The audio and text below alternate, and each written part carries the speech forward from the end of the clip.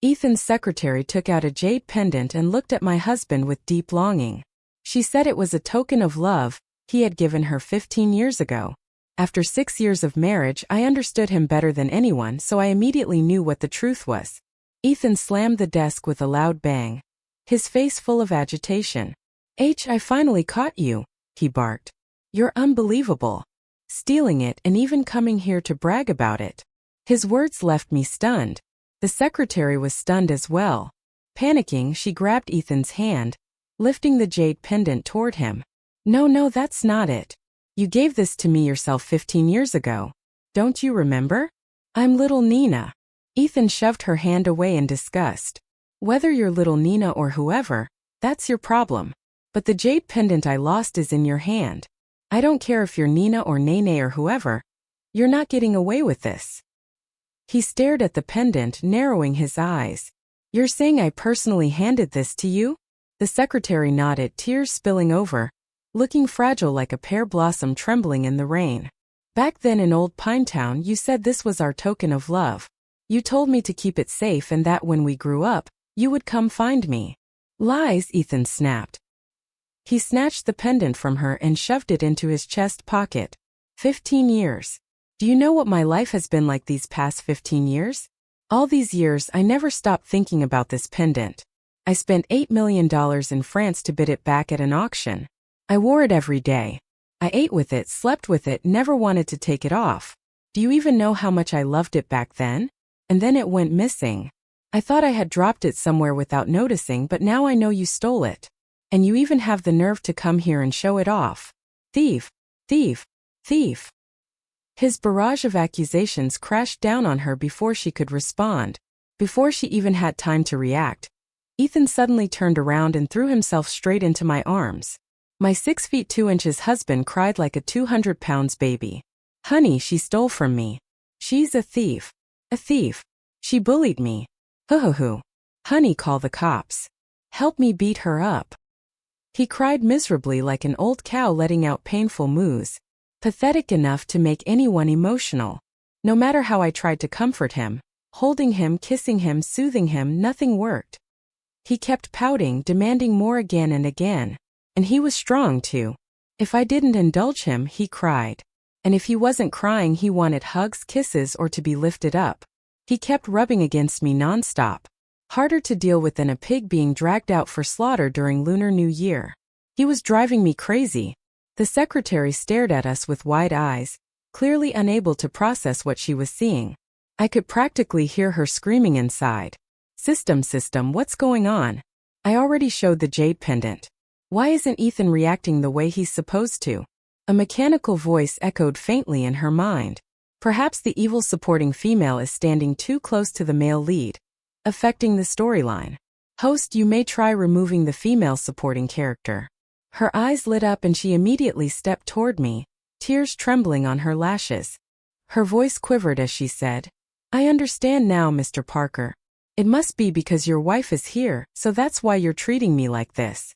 It's okay. I don't mind as long as she's willing to accept me. Ethan lifted his head from my arms, his gaze filled with murderous fury, his lips trembling with anger. Wow, stealing my pendant wasn't enough. Now you want to steal my wife too? I didn't. I'm not, the secretary stammered desperately. But Ethan had already ordered security to drag the collapsing woman out of the office building. Even as they pulled her away, she refused to give up and hurled one last vicious curse. Ethan Parker, if you don't follow the script, you'll regret it. Ethan quietly wrapped his arm around my waist, leaned close to my ear and whispered with satisfaction. See, I told you she stole it. Just look at her. You can tell she's a thief. My name is Jennifer Reed. The man holding me was laughing foolishly. My husband, Ethan Parker. We met because of a math competition back in college. I placed first and he placed second. That year, our school had one spot available for a student exchange program, and the administration decided whoever won that competition would get it. On the surface, I pretended not to care and only signed up casually. But in reality, I secretly rented a small apartment off campus and studied from morning until night, determined to crush every competitor. My roommate once said I had a very artistic way of playing dead. She was right. If pretending had levels, I would be a legendary master. Ever since freshman year, I had maintained a perfectly composed facade. Strangers kept away, and even people who knew me avoided getting close. I beat the second-place contestant by just 1 point and successfully earned the exchange spot. When I went to complete the paperwork, the way the faculty and administrators looked at me was strange. I only learned later that the spot had originally been reserved for the son of the chairman of the board, who would have expected me to snatch it instead. Ethan and I had never met before, but that was how we became enemies. The first time I actually met him was during the spring of our sophomore year. I lifted my eyes slightly at the puppy blocking my path, barking furiously, then nudged it aside with the tip of my shoe. "Move, dummy." The pup pushed onto the grass, refused to accept defeat, and bit the toe of my shoe. My expression grew darker by the second. Suddenly, a figure burst out of an open manhole cover from the drainage pipe, jumped up and waved at me. Hey, you can't do it like that. Let me show you." As he spoke, he clapped his hands and made a series of clicking sounds with his mouth. "Don't be scared, little buddy. I'm a good guy." He picked up the puppy and carried it toward a corner. A moment later, its mother appeared, grabbed it and took it away. Maybe he noticed I seemed confused, so he explained that he had been playing hide and seek with his friends. I hesitated for a long moment, then finally couldn't help asking, "If you get caught, do they execute you?" He laughed until his eyes turned into slits and insisted on adding me on WeChat, telling me I was the most unique girl he'd ever met. "Oh, don't be modest. You're pretty unique too. I've never seen anyone crawl into a sewer pipe just to hide before." It wasn't until much later, after I had a moment of clarity, that I realized the world I lived in was actually a novel. Ethan Parker was the male lead, and I was just the vicious supporting female character. The book described me as cunning and manipulative, using every dirty trick possible to force Ethan into marriage. But in reality, he was the one who chased me everywhere. When I refused to marry him, he would flop onto the ground and cry miserably without a shred of shame. The book claimed Ethan was cold, heartless, and absolutely hated anyone who had ever trapped him. But when I looked at my husband, the man who acted insane every day, wrapped himself in a blanket, then deliberately farted and made me smell it, I truly couldn't understand which Ethan the book had been talking about. The book also said that in the 3rd year of our marriage, Ethan would meet the destined love of his life, the female lead. The two of them would fall deeply in love and stay together forever, while I would be forced to watch them be happy and live the rest of my days in the darkness of pain. So I waited. I waited until the 3rd year of our marriage, and what did I get? News that Ethan had inherited his family's corporate empire, and I once again became the CEO's wife. That was when I completely gave up. If he wanted to come, fine. If he didn't, also fine. That damned female lead playing hard to get could show up or not. It was her business. I was no longer interested in entertaining any of it. But in fact, the female lead had already appeared once before back in college inside Ethan Parker's phone. Suddenly, a girl from the grade below named Nina Harper began sending Ethan innocent, pure-looking selfies every single day. I skimmed through their messages. If I hadn't read them, I would have been fine. But once I did, I almost jumped out of my skin in shock. Nina. "Ethan, do you think this picture of me is pretty?" Ethan replied, "No, your nose job is crooked." Nina. "Ethan, you're so mean. This is my natural nose." Ethan. "Really? Then your mom's skilled. 3 parts forehead, 5 parts eyes. None of it hits the golden ratio. You look like a strung-out goblin from Journey to the West." But she didn't give up. Instead, she showed up in person right in the class Ethan and I shared. Just like her name suggested, she spoke in the sweetest, most delicate voice as she greeted him. "Good morning, Ethan." Ethan stared at her in confusion, then looked at me and leaned over to whisper, "Who is she?" I muttered back, "You're Nina." "Which Nina?" "The spider demon one." Ethan instantly snapped to attention, brightening as he pointed at her nose. I told you your nose job was bad. It looks high in photos, but in real life your nostrils are huge. Definitely fake." Nina froze, her face turning bright red, unable to respond. She probably had never been treated like that before. It might have been the first time she'd ever met a man with absolutely zero sense of chivalry. The moment Ethan finished speaking, She immediately buried her face in her arms, her shoulders shaking as faint sniffles reached my ears. Even though I really disliked her manipulative behavior, she was still a girl, and making someone cry like that did feel a bit awkward. I elbowed Ethan and jerked my chin at her. "You made her cry. Fix it." Ethan scratched his head, then did something I still don't understand to this day. I seriously wondered if he was actually stupid. He calmly said, "Sweetheart, watch this," which made me think he was about to perform some great trick. But instead, he squatted down, tilted his head, and crawled halfway under the desk to stare directly at Nina, who had her face buried in her arms. "Let me check if you're crying for real or fake." Na had originally only been pretending, but hearing that pushed her over the edge. She started crying for real. My expression darkened completely. I heard Ethan clear his throat and say, "Don't cry. I'll sing you a song." With youth full of courage and fire, our bodies stand strong like mountains. I clamped my hand over his mouth and dragged him away immediately. If we stayed any longer, Na might have actually gone insane. Inside her mind, Na was screaming at her system. Is this man really the male lead? Why does he talk like such a jerk? There's not a single trace of a devoted male lead vibe. And the woman beside him doesn't look like a vicious supporting female at all. She looks more like the female lead, the system replied. The male lead is indeed Ethan Parker. No mistake. Honestly, I had also wondered many times whether Ethan was truly the male lead. He had all the physical traits of one, sure, but his personality was explosive. He didn't act like the male lead at all, more like a cheerful side character dancing happily on the road to self-destruction. In the 5th year of our marriage, yet another female lead appeared. Ethan's secretary. I clicked my tongue in disbelief. So, the female lead had a shift system. If one transmigrator wasn't enough, did they just swap in a whole team to take turns? Just as I was steeling myself to deal with the next female lead, she suddenly vanished. Unconvinced, I pressed myself against the crack of the bathroom door and leaned in to ask Ethan, "Where's your secretary?"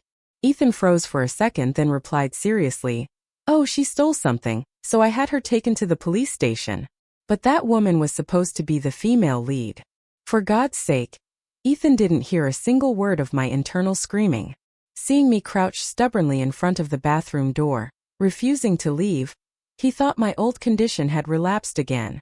He chuckled softly, eyes full of affection, and reached out to pull me up. The bathroom floor was too slippery, and I lost my balance, falling straight into the bathtub. Water splashed everywhere, soaking my clothes through. With no other choice, I reached out and wrapped my arms around Ethan to keep myself from sliding down. But he misunderstood completely. He grabbed my hand and pressed it onto his abs. The look in his eyes practically saying, "I know what you want. Go on, you naughty girl." Fine if that's what he wanted. I touched him, then kissed him too. Ethan let out a soft grunt while my eyes lit up with excitement. Felt just as great as always. But just as one wave settled, another crashed over me. I felt like I was being tossed into the middle of a vast ocean, clinging desperately to the only floating plank available. After a long, exhausting workout, Ethan clung to me like a satisfied demon who had absorbed enough spiritual energy and immediately drifted off to sleep. Meanwhile, I had been drained dry to the point of shriveling, lying on the bed, staring at the ceiling with a deep sigh. The longer I looked at him sleeping peacefully, the more annoyed I became. Why was he sleeping like a baby while I was wide awake, tossing and turning? I gently shook his shoulder. He sleepily opened his eyes, facing my dead fish stare. "Sleep. Go back to sleep," he mumbled. Like an octopus, he wrapped himself around me immediately, obediently, pulling me into his arms and patting my back with patient, gentle taps. The warmth and softness spread through my body, and drowsiness slowly crept up on me. I drifted off, though I wasn't sure if I fell asleep naturally or passed out because he squeezed me too hard. When I woke up, Ethan had already left for work. The breakfast he'd made was still warm in the kitchen, and there was even extra food in the pot he prepared ahead of time. All I needed to do was heat it for a few seconds. Truly the ideal husband. My years of training him had not been in vain. After eating, I had nothing to do, so I sprawled on the sofa, scrolling through short videos. The company's gossip group was exploding again. New drama. I casually tapped in to see. Messages had already reached 99+.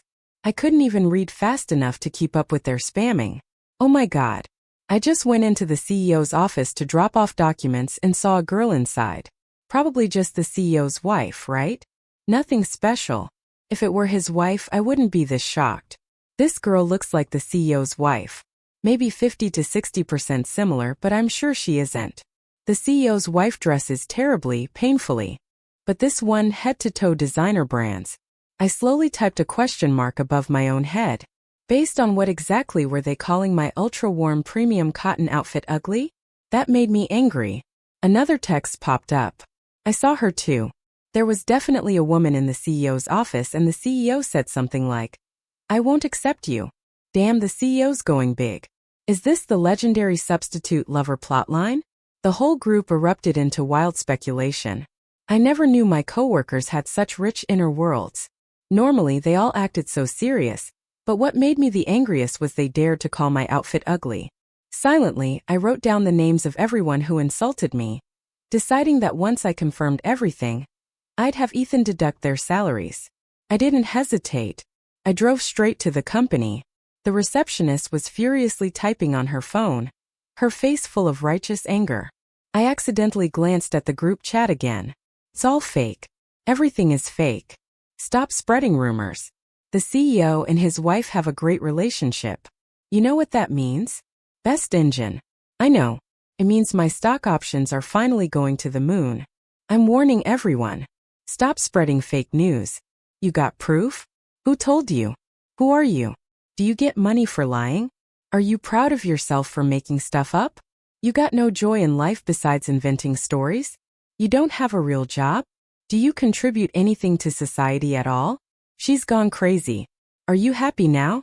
A bunch of cold-blooded, heartless people. I would never forgive them. Never. The receptionist kept typing furiously, letting out little angry grunts between each keystroke. I felt like I was witnessing the birth of a die-hard shareholder fangirl. I was genuinely touched. So touched I almost cried. I never expected someone to support me that much.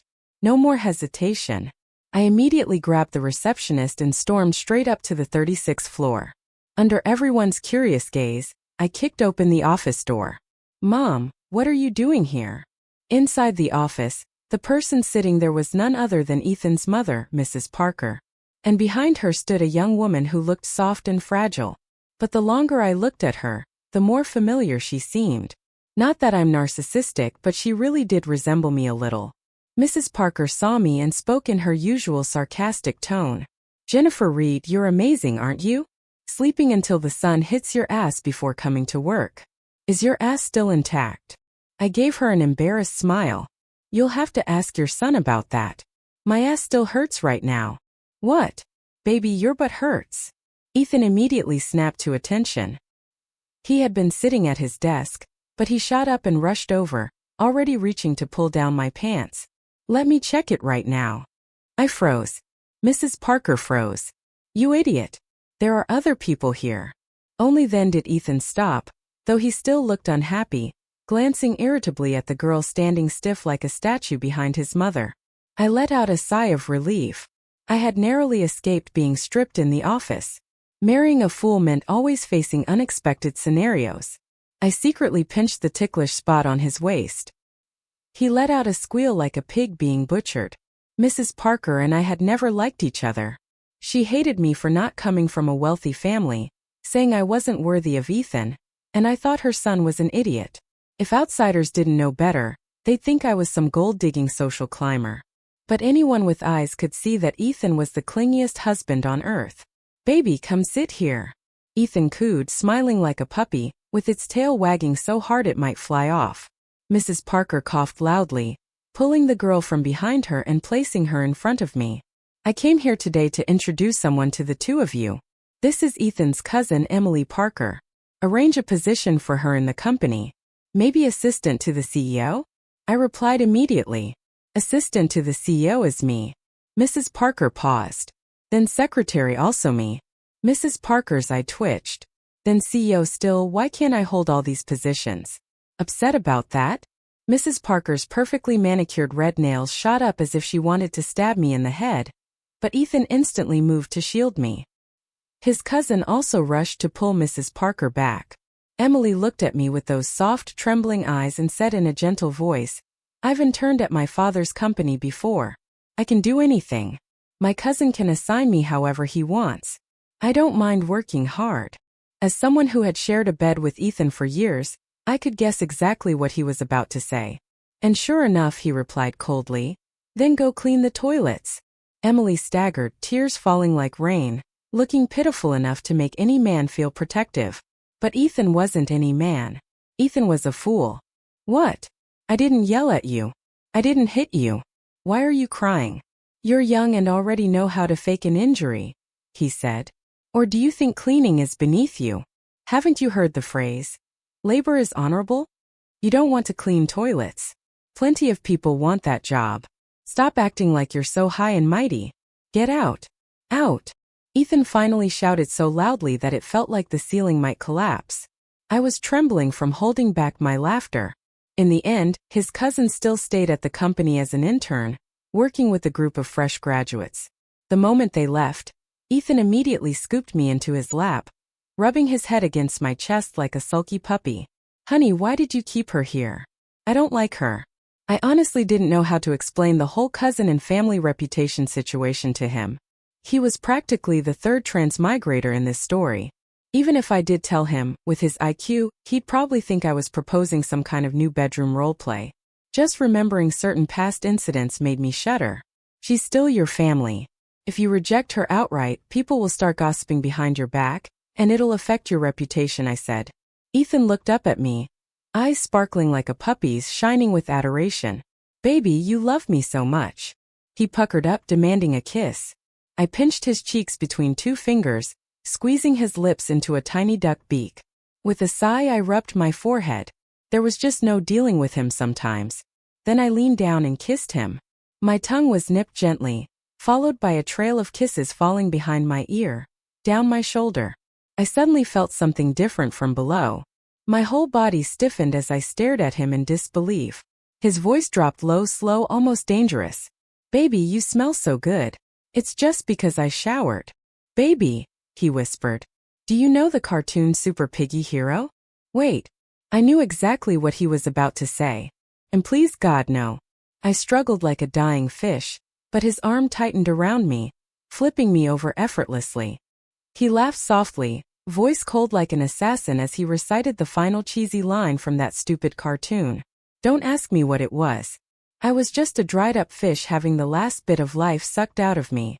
Ever since his cousin started working at the company, I kept receiving reports from enthusiastic employees.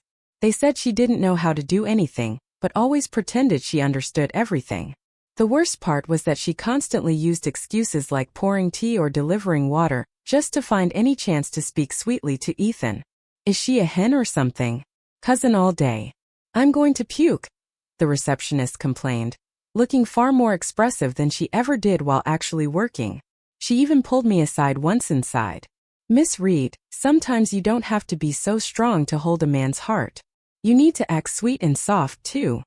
And right at that moment, Ethan appeared silently behind me. I spoke slowly, mimicking her tone. Baby, I don't need to be strong because all my strength is right here. I couldn't stand this ridiculous power couple act anymore. But what came next was even worse. I assigned a few competent employees to train Emily, but one by one, they came back crying and demanded emotional compensation. With no other choice, I had to teach her myself. Who would have thought she'd reject me outright and even declare that I was jealous of her beauty and talent? God, someone hug me. I was about to shatter into pieces. Then I didn't know what madness possessed her. But she became determined to prove her abilities.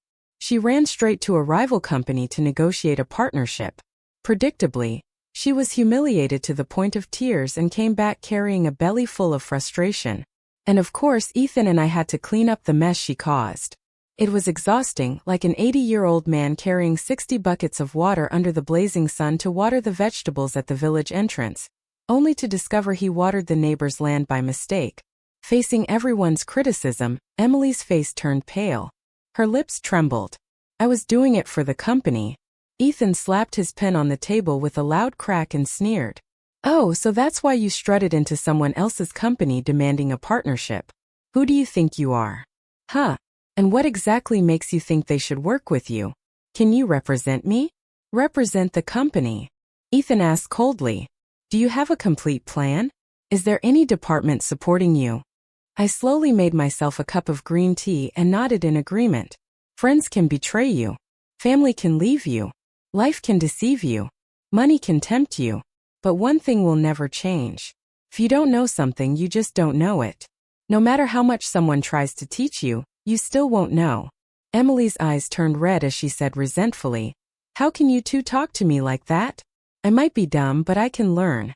If you don't teach me, how am I supposed to know? I clapped my hands, giving her a thumbs up. I didn't teach you. I practically hired professional trainers for you. Then I sighed and shook my head. Sister, I'm suffering just like you. I understand you. She burst into tears and ran off. Ethan and I went out for hot pot to celebrate finally getting rid of the burden. Inside the private room, the waitress was carrying dishes in. Somehow, she suddenly let out a small cry, and both she and the tray nearly flew straight at Ethan. Ethan's eyes widened as he yelled instinctively, This jacket cost $8,000. If you stain it, you're paying. The waitress froze mid-step. The tray that had been headed right toward Ethan swerved sharply, and the next moment, she fell face first to the ground at his feet. 8 plates shattered, scattering everywhere. Ethan and I both let out a sigh of relief. I was relieved I hadn't been dragged into some fake injury scam. Ethan was relieved his wife hadn't turned into a villain. The waitress looked up, terrified, eyes welling with tears. Sir, ma'am, I didn't mean to. Please don't report me. I'm just a college student working part-time. My mom is sick and my little brother is still young. I have to make money somehow. Please just don't make me pay. I'll do anything. She knelt at Ethan's feet. Ethan didn't even spare me a glance. At that exact moment, a strange voice whispered in my ear. That's right. Keep going. The male lead may seem cold, but he's warm inside. Use your gentleness to win him over. Oh great. Another transmigrator. I was about to say something when Ethan's expression suddenly turned serious. You kneel to heaven. Kneel to earth. Kneel to your parents. Kneeling in front of us. Are you trying to make us your adoptive parents? Then he hesitated for a second and turned to me. Baby, do you want to adopt a big grown daughter like this? I didn't want any of this. The waitress stood frozen in shock. She quickly gathered the shattered plates without saying a word and ran out as fast as she could. I actually started feeling a little sorry for her. Who would have thought? The male lead she imagined turned out to be an idiot. In the following weeks, Ethan and I kept running into transmigrators causing chaos. One secretly sneaked into the company, but Ethan discovered them right away. They were useless at everything except eating, so he kicked them out on the spot.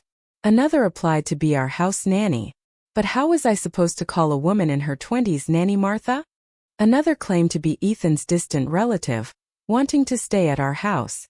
But distant in this case meant you had to trace back through the third aunt's grandson from the fourth uncle's branch on the maternal side of the younger aunt of the neighbor's aunt named Martha. I was exhausted. Ethan scratched his head. Baby, why are so many people coming to our house lately? You idiot, that's your good fortune, I muttered, forcing a smile as I angrily bit his cheek to vent my frustration. By the way, I added, this weekend I'm going shopping. Ethan immediately pouted. Why aren't you taking me? Are you planning to call those 18 male models again? I slapped my hand over his mouth. All right. Stop bringing up the past. I didn't expect him to still remember all that, even after the years he spent chasing me. Back then I was in my peak fake-it era. The whole school knew Ethan Parker was handsome, rich, and brilliant. When he confessed to me, even though the corners of my mouth had practically curled up to the heavens, I still had to pretend to be hard to get. My roommate told me to string him along a bit to see if he was truly persistent. So, I told him to keep pursuing me, and if he stayed till the end, he'd get a reward. What reward? Ethan had asked. A ceremony, I had said, to celebrate your successful pursuit. That same day, I rejected him in broad daylight. And by night, I marched straight into a bar and ordered 18 male models at once. All the expenses were charged to Ethan's tab. They were indeed impressively built. I hadn't even gotten a proper look before Ethan found me. Without saying a single word, he collapsed onto the floor and burst into tears right there. Under the flashing lights of the bar, his straight nose, long lashes, and glittering tear streaks made him look unbelievably fragile, pitiful, adorable, heartbreakingly cute. I panicked, hugged him, comforted him, and gently kissed away the tears on his cheek. No one saw it, but that naughty brat was smirking triumphantly in the shadows. Unable to withstand Ethan's clingy, persistent antics, I finally had to let him join me for shopping. A CEO of a publicly listed corporation, yet he insisted on sticking to his wife everywhere she went. I scoffed at him. "You've changed. You're not the obedient little puppy you used to be." Ethan didn't say a word. He just lowered his head, eyes shining like a puppy's, and quietly nuzzled my palm. My heart softened instantly. "Fine, I forgive you." For exactly 1 second. That entire day, Ethan trailed behind me obediently, carrying my bags without a single complaint. I shopped. He swiped his card. I had to admit the sight of him holding a credit card was extremely attractive. Passing by a luxury boutique, my eyes were immediately drawn to a handbag in the display case. Ethan said right away, "If you like it, buy it." The sales associate at the entrance lit up when she saw us. She hurried over, her gaze taking in our outfits before she beamed. "Ma'am, you have excellent taste. This bag is the newest release of the season. It matches your outfit perfectly. Only 2 pieces in the entire Southwest District. Let me help you try it on." I paid without hesitation. Before leaving, I also bought a few sets of clothes and jewelry. The sales associate was smiling so hard her cheeks might have split. She eagerly helped carry our bags and escorted us all the way to the car. Ethan's phone beeped twice. He gently brushed aside a few strands of hair that had fallen across my face and said softly, "I need to go grab some documents." "Baby," the doctor said, "you might not wake up. I wrote my will. If you left, I was going with you." I jolted in shock and immediately covered his mouth. "Don't say things like that." Cough. The doctor stood by the door. I had no idea how long he'd been there, wearing an expression that said he'd seen way too much. "If there's nothing wrong, go home. Neither of you are dying. Why act out some tragic separation scene?" So I really was fine. Sorry. We'll leave now," I said quickly. The police and firefighters came to investigate, but they couldn't find the cause of the fire. It was as if the flames had erupted on their own. I told them I heard someone speaking at the time, but they exchanged confused looks and said the parking lot had been empty except for me. But I knew what I heard. Because Ethan had stayed up caring for me, he felt sick too.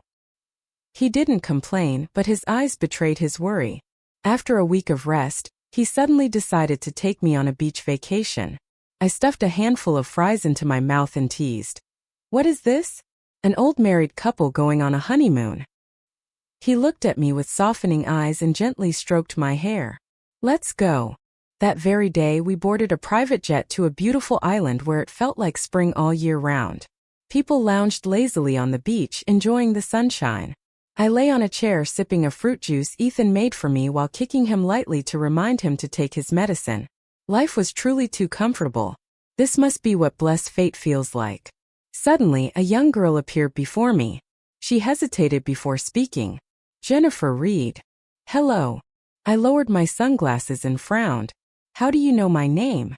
She answered, "Seriously. What I'm about to say you might not believe, but I have to tell you. I'm a writer. I wrote a novel called The Clingy Husband Who Loves to Act Cute. But one day I realized everything in the story had changed. The male lead fell in love with the supporting female, and the original heroine suddenly vanished. I tried to fix everything by changing the heroine, but no matter how many heroines I replaced, the male lead wouldn't like any of them. So I decided to kill off the supporting female, but at the last moment the male lead saved her. I interrupted her. "So what are you doing here now?" Finally, an explanation. So the transmigrators were created by her. She was the voice I heard in the parking lot that day. She was the one who tried to kill me, wanted to tear Ethan and me apart. I didn't bother pretending to be friendly. Coldly I asked, "So what now? You came here to kill me. In what way exactly?" She shook her head. "No, that's not it. I can't control the story anymore. There's no point in writing it further. To me, all of you are just characters on paper. I only wanted to see why he turned into someone who cries all the time, why neither of you followed the plot I wrote, and most importantly, why you two fell in love. Around us, people kept walking by on the island, all minding their own business. No one noticed our conversation. Suddenly, I realized the girl didn't have any malicious intent. She genuinely wanted to understand why everything had gone off track. Ethan had run off somewhere, so I calmed and lay back on the lounge chair. Sunlight shone onto my hand, making my wedding ring gleam brightly. Because of love, people gain a soul. I spoke seriously. The Ethan in your story is just a stiff character on a page. But my Ethan is the cutest puppy in the world. He's been like that since the first day I met him. I like watching him cry, and I'm not planning to change him. Maybe you don't understand why he doesn't love your heroine, but loves me, the supporting character. But love is a miracle. No one can control who their heart beats for. Just like you can't control the feelings Ethan has for me. I love his silliness. I love how he cries. Even when he acts crazy sometimes, it makes him shine even brighter. You only saw him crying like a baby, but you didn't see him secretly donating to the orphanage or teaching free classes in poor mountain villages. You didn't see him crying while digging through rubble to save people during the earthquake. Because he is Ethan Parker, I love him because I am Jennifer Reed. He loves me. That's all. The girl stayed silent for a long time. Long enough for Ethan to come running back, panting heavily, glaring directly at her. Slowly, she smiled and finally said, "I'll go now. I wish you both happiness." Only after her figure disappeared from sight did Ethan's face darken. He buried his head on my lap, voice full of grievance. "Baby, you were talking to someone else again." Ever since the accident, he'd been terrified someone might try to hurt me. Whenever he saw me talking to a stranger, he immediately tensed up. I burst into laughter but decided to tease him. "Yeah, I talked. What are you going to do about it?" Ethan didn't speak, but his eyes slowly turned red. After a moment, he buried his face between my thighs and let out a small trembling sniffle. Crying again, and he still had a fever. His hot breath warmed the inside of my thigh. His short, soft hair brushed against my skin, making me ticklish. I grabbed his chin, forcing him to look up.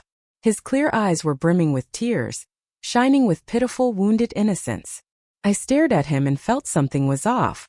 Wait, don't tell me I'm the one with dirty thoughts. He's literally sick with a fever. Then a hot tear fell into my palm. Ethan slowly leaned over and clung to me, whining for a kiss. A loud explosion went off inside my mind. Oh no, it really was my dirty brain.